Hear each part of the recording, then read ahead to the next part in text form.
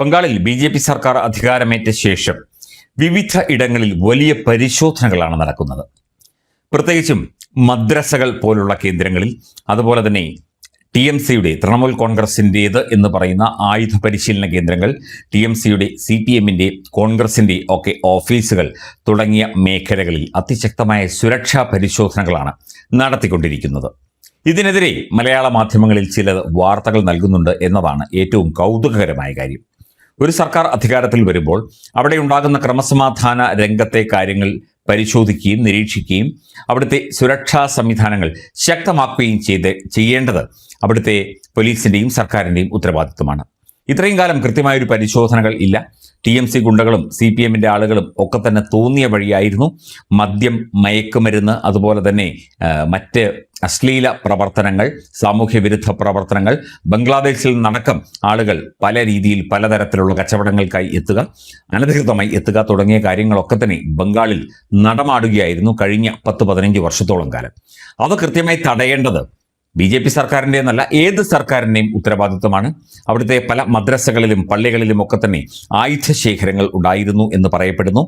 അതുപോലെ TMCയുടെ പല ഗുണ്ടകളും ഇത്തരത്തിൽ പള്ളികളിൽ ആയുധങ്ങൾ സൂക്ഷിക്കുകയും അത്തരത്തിൽ സാമൂഹ്യ വിരുദ്ധ, ദേശവിരുദ്ധ പ്രവർത്തനത്തിൽ ഇടപെടുകയും അക്രമങ്ങൾ നടത്തുകയും തെരഞ്ഞെടുപ്പ് കാലത്ത് പോലും ചെയ്തിരുന്നു എന്നുള്ള വിദഗ്ധമായ റിപ്പോർട്ടുകളും കാര്യങ്ങളും ഉണ്ട്. കേന്ദ്ര ഇന്റലിജൻസ്, റോ അതുപോലെയുള്ള ഏജൻസികൾ ഒക്കെ അതിശക്തമായി, ബംഗാൾ പോലീസ് ഒക്കെ അതിശക്തമായി ഇപ്പോൾ ഈ ഒരു സുരക്ഷാ പരിശോധനകൾ ശക്തമാക്കുകയാണ്. അതിന് കേരളത്തിലെ പല മാധ്യമങ്ങൾക്കും അതൊരു വിവാദമാക്കിയോ അല്ലെങ്കിൽ അത്തരത്തിൽ ഒരു ശരിയായ കാര്യമല്ല എന്ന് വരുത്തി തീർക്കാൻ ഉള്ള ശ്രമമാണ് ചില മാധ്യമങ്ങൾ നടത്തിക്കൊണ്ടിരിക്കുന്നത് എന്നതാണ് ഏറ്റവും ശ്രദ്ധേയമായ കാര്യം. ഇത് ഒരു തരത്തിലും അംഗീകരിക്കാൻ സാധിക്കില്ല. ഇത്തരം പരിശോധനകൾ എന്നൊക്കെ പറയുമ്പോൾ ആ സംസ്ഥാനത്തിൻ്റെ സുരക്ഷാ ക്രമീകരണങ്ങളെക്കുറിച്ച് അല്ലെങ്കിൽ അതിൻ്റെ ആ ഒരു സുരക്ഷാ അവസ്ഥയെക്കുറിച്ച് ഒക്കെ തന്നെ ഇവരാരും അത്ര കാര്യമായി ചിന്തിക്കുന്നില്ല. അല്ലെങ്കിൽ ഒരു സംസ്ഥാനത്ത് ക്രമസമാധാനം പുലരുക എന്നത് അവിടുത്തെ സർക്കാരിൻ്റെ, അവിടുത്തെ ആഭ്യന്തര വകുപ്പിൻ്റെ, അവിടുത്തെ പോലീസിൻ്റെ ഉത്തരവാദിത്വമാണ് എന്നത് മറ്റൊരു കാര്യം. മദ്രസകൾ രഹസ്യ കേന്ദ്രങ്ങളാക്കി മാറ്റിക്കൊണ്ട് പലതരത്തിലുള്ള കൂട്ടുകച്ചവടങ്ങളും ആയുധക്കടത്തും ഒക്കെ തന്നെ അവിടെ TMC ഗുണ്ടകളും മത തീവ്രവാദികളും ബംഗ്ലാദേശികളും ചേർന്ന് ബംഗാളിൽ നടത്തിയിരിക്കുന്നതായുള്ള വിവരങ്ങളെ തുടർന്ന് വിവിധ മദ്രസകളിൽ പരിശോധന നടക്കുന്നു. വിവാദ നടപടിയുമായി BJP സർക്കാർ എന്നാണ് മനോരമ ഇതിന് ഒരു തലക്കെട്ട് നൽകിയത്. എന്ത് വിവാദം? ഇവിടെ വിവാദമൊന്നുമില്ല. ഇവിടെ കൃത്യമായി പരിശോധനകൾ നടക്കും. അവിടെയൊന്നുമില്ലെങ്കിൽ പ്രത്യേകിച്ച് വിവാദങ്ങളുടെയോ അല്ലെങ്കിൽ മറ്റ് നടപടികളുടെ ആവശ്യമില്ലല്ലോ. മദ്രസ എന്നല്ല, എല്ലാത്തരം പഠന കേന്ദ്രങ്ങളും ട്യൂഷൻ സെൻ്ററുകൾ അടക്കം എന്തുമായിക്കൊള്ളട്ടെ അതിൻ്റെ വിവരശേഖരണം സർക്കാർ നടത്തിക്കൊണ്ടിരിക്കുകയാണ്. വൈദിക പാഠശാലകളുടെയും ബാലഗോകുലങ്ങളുടെയും സൺഡേ സ്കൂളുകളുടെയും ഒക്കെ കണക്കുകൾ കൃത്യമായി എടുക്കുന്നുണ്ട്. ആരാധനാലയങ്ങളുടെ കണക്കും വേണം. അത്തരത്തിൽ കണക്കെടുക്കുന്നതിൽ എന്താണ് തെറ്റ് എന്ന് ചോദിക്കുകയാണ്. ഇതവർ ചെയ്യേണ്ട സാമാന്യമായൊരു കാര്യമല്ലേ? എല്ലായിടത്തും ചെയ്യേണ്ട ഒരു സാമാന്യമായ കാര്യമാണ്.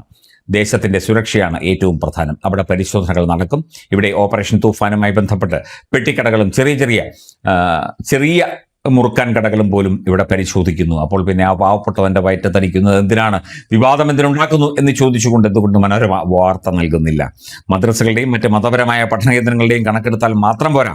അവയിലെ അധ്യാപകരെക്കുറിച്ച്, അവർ എവിടുന്ന് വന്നു, അവർക്ക് എന്ത് യോഗ്യതയുണ്ട്, അവർ എന്ത് പ്രവൃത്തിയാണ് ചെയ്യുന്നത്, ഈ അധ്യാപനമല്ലാതെ അവർക്ക് എന്താണ് ജോലി, ആരാധനാലയങ്ങളുടെ വിവരശേഖരണം നടത്തുമ്പോൾ അവിടെ ആളുകൾ താമസിക്കുന്നുണ്ടോ, എന്തിനാണ് മദ്രസകളിലും പള്ളികളിലും ഒക്കെ തന്നെ ആളുകൾ താമസിക്കുന്നത്, അവരുടെയൊക്കെ ഉദ്ദേശം എന്താണ്, അവരുടെ പ്രവൃത്തി എന്താണ് തുടങ്ങിയ കാര്യങ്ങളും ഒക്കെ തന്നെ വിശദമായി സുവേന്ദു അധികാരി സർക്കാരും ബംഗാൾ പോലീസും പരിശോധിക്കും. അതിന് കേരളത്തിലെ മാധ്യമങ്ങൾ കിടന്ന് കരഞ്ഞു മെഴുകിയിട്ടൊരു കാര്യവുമില്ല. നിങ്ങൾ ഇവിടുത്തെ കാര്യം നോക്കുക, ഇവിടുത്തെ വിഷയങ്ങൾ നിങ്ങൾ അവതരിപ്പിക്കുക. ബംഗാളിലെ കാര്യങ്ങൾ ബംഗാൾ സർക്കാരും കേന്ദ്ര സർക്കാരും ബംഗാൾ പോലീസും ഒക്കെ ചേർന്ന് തീരുമാനിച്ചുകൊള്ളും. എന്തായാലും ഒരു അതിർത്തി സംസ്ഥാനമാണ്. അവിടെ ഒരുപാട് പ്രശ്നങ്ങൾ, പ്രതിസന്ധികൾ ഉണ്ട്. അതിർത്തി കടന്ന നിരവധി ആളുകൾ അനധികൃതമായി അവിടേക്ക് വരുന്നുണ്ട്. അവർ ആ ഒരു സംസ്ഥാനത്ത് പലവിധ ദുഷ്പ്രവർത്തികളും രാജ്യവിരുദ്ധ സാമൂഹ്യ വിരുദ്ധ പ്രവർത്തികളും ചെയ്യുന്നുണ്ട്. അതൊക്കെ പരിശോധിച്ച് അതൊക്കെ വേണ്ട രീതിയിൽ നടപടിയാക്കാൻ ഉള്ള ശ്രമത്തിൻ്റെ ഭാഗമായിട്ടാണ് ഇത്തരം പരിശോധനകൾ എന്ന് മനോരമ അടക്കമുള്ള മാധ്യമങ്ങളോട് വെറുതെ ഒന്ന് പറഞ്ഞുകൊള്ളുന്നു. നിങ്ങൾക്ക് ഏത് രീതിയിൽ വേണമെങ്കിലും വാർത്തകൾ നൽകാം.